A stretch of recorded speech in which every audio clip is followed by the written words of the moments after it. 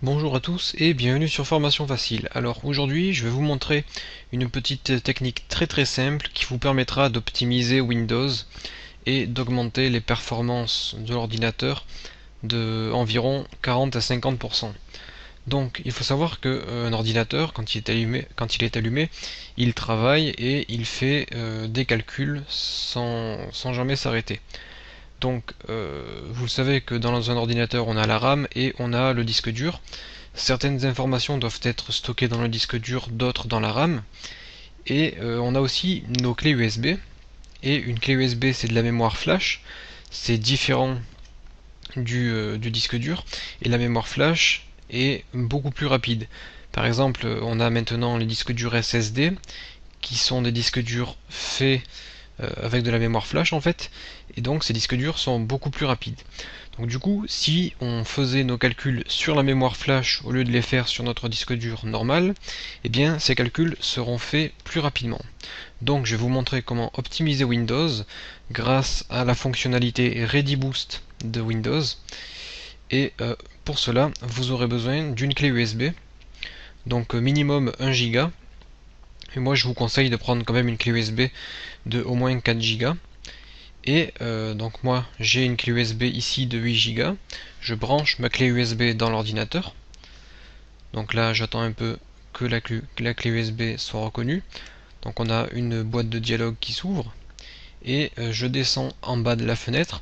Et si votre clé USB est prise en compte par cette fonctionnalité, eh bien vous devriez avoir ici accélérer mon système. Donc je clique sur accélérer mon système. Là on arrive sur une nouvelle fenêtre. Vous pouvez faire sinon clic droit sur votre clé USB propriété, vous arrivez ici, et là vous allez sur ReadyBoost. Et là je clique sur dédier ce périphérique à ReadyBoost. Ensuite je clique sur OK. Là Windows prépare donc la clé USB à utiliser le ReadyBoost.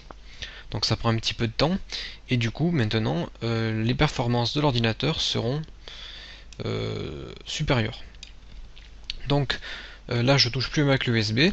Vous pouvez utiliser l'espace libre qui restera sur votre clé USB.